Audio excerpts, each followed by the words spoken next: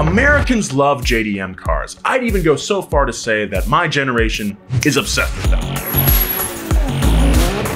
So it was pretty eye-opening when I found out that there's a community of lowrider enthusiasts in Japan that drop and customize big American sedans with hydraulics and candy paint. They're inspired by America's West Coast lowrider scene. Look, it's not just a few people, it's a legitimate community. And it's not just lowriders either. Turns out that Japan is obsessed with other, oddly specific American cars the same way we are with JDM cars here in America. Where did this all start?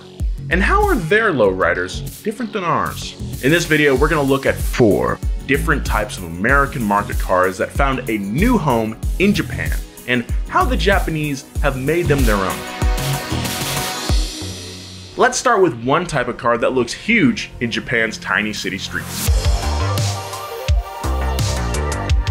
It was movies like The Fast and the Furious that really instilled a love for JDM cars when I was young. I mean, who can forget those black Civics driving under semi-trucks? If you haven't seen the wheelhouse where I ranked all of the cars driven in The Fast and Furious, I'll put a link right here and in the description. Well, it turns out the same thing was happening in Japan, but with American muscle cars. There's a small yet obsessively passionate group of young drivers that take American cars like Challengers, Camaros, and Mustangs and customize them in a uniquely Japanese way. It's an unlikely cultural exchange, considering that American cars have a reputation in Japan for being inefficient, unreliable, and unnecessarily expensive. The cars most likely to fall within that description are muscle cars. It costs a ton to own these cars in Japan because the higher the displacement your engine is, the more taxes you end up paying. And I don't know if you know anything about muscle cars, but these engines are huge compared to the average Japanese car. The annual road tax, as it's called, is about 34,500 yen, or about $310 US for engines between 1 and 1.5 liters.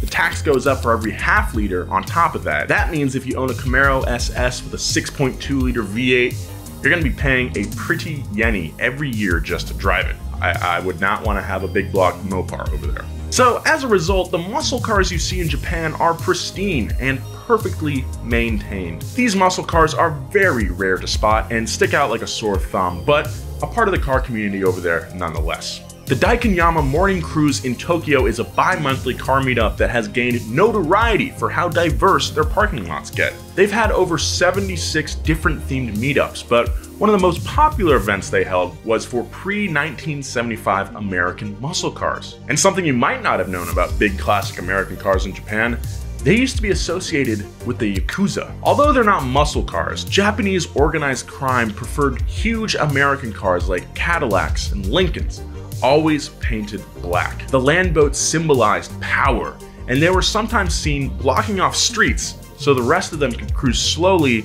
in a show of dominance. That would be pretty scary, I'm not gonna lie. It was so well known that these cars specifically couldn't park in certain parking lots. The perceived association with the Yakuza and American cars is slowly fading over there though, as a new wave of American car enthusiasts is helping to change that image. That's very cool.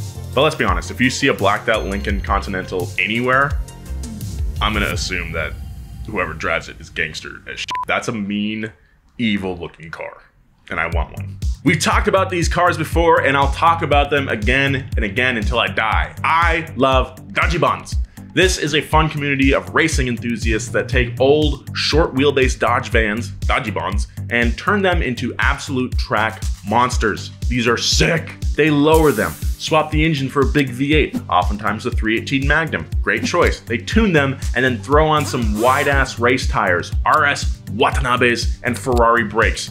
I love these things. It all started with a group of motorcycle racers. They would haul their bikes to the track in the back of their Dodge vans, and then one day, they were messing around, just chilling, and someone did a hot lap in the van. After a surprising finish and a bunch of laughs, they started modifying their vans instead of their bikes, and eventually started racing each other. The race, which would look out of place at any other Japanese raceway, found a home at Abisu, a collection of around 10 different courses in the Fukushima prefecture. This is where a group of Dajibun owners regularly gather to race their highly modified vans. They are definitely aware of how ridiculous it is, and the mood is lighthearted, but that doesn't stop them from racing their asses off. Drivers spend crazy money to make these vans as fast as possible for the track, and it's one of the coolest things that I can think of. There's one shop in particular that specializes in converting these Dodge Ram vans called Abe Chuko Komutsu, or Abe Secondhand Cargo Vans in Japanese. Located in the epicenter of Dobby Bun racing, a suburb of Tokyo called Kome. The shop is owned by a dude named Abe Takuro, a guy who loves Dodge vans more than anyone else. His shop has ventured into modifying Astro vans as well, which is sick. And it honestly looks like so much fun. I would love to build a Dobby Bun someday. Maybe I should get one soon. No, stop. Jeeps are some of the most common American cars in Japan. Wranglers and Renegades are becoming more popular every year for a number of reasons. The main one being Jeep is actively catering to the Japanese market.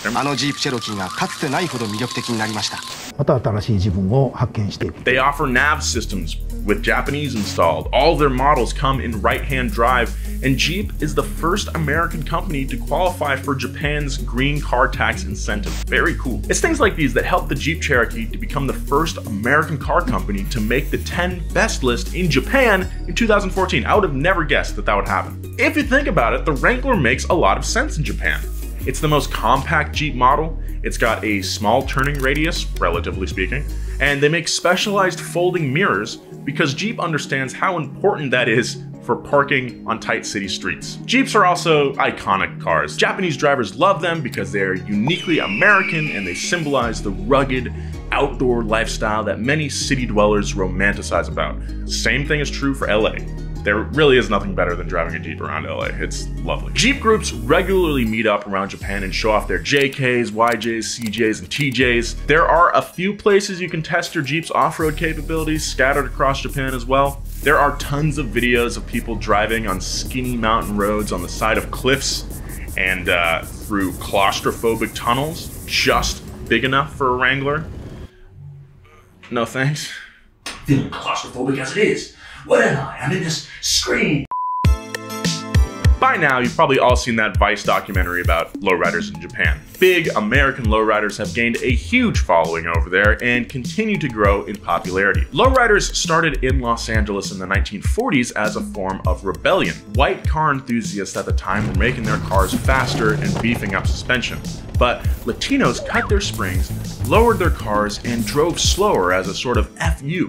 By the 1980s, lowrider culture had blossomed in the US. Across the Pacific, Japan's economy around the same time was at an all-time high, and importers started shipping over classic American cars like the Impala and Ford's Mercurys. It became the dream to own these low, candy-painted customs for car enthusiasts like Junichi Shimodaira, the owner of Paradise Road, a shop that imports and customizes American lowriders for use in Japan. Junichi traveled to the west coast of the US in the early 80s to see the lowrider scene for himself. He met with lowrider owners and got to know them and their cars, and the knowledge and experiences he brought back helped him when he started the Pharaohs, one of Japan's first lowrider clubs. While they'll customize any American car, they specialize in bombs. American cars from the 30s, 40s, and 50s. In the 1990s, lowriders started popping up in mainstream hip-hop music videos in the US. Hip-hop fans in Japan wanted to emulate their favorite American rappers. Some lowrider fans in Japan dress in stereotypical Mexican gangster fashion and name their cars like Gangster Pimp. Hell yeah.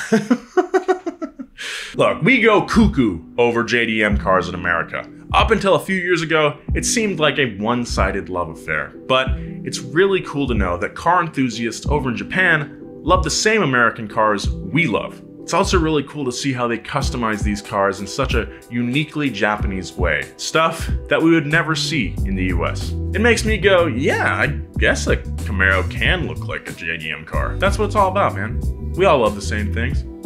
We live in different places, but we all appreciate the vroom vroom. I love it. I think it's beautiful. Speaking of scooters, we did a bumper to bumper on some Bozuzoku inspired scooters. Check that out right here. And check out this episode of our newest show right here. It's really great. Follow me on Instagram at Nolan J. Sykes and on Twitter. Follow Donut at Donut Media. Be nice. Be kind. I'll see you next time.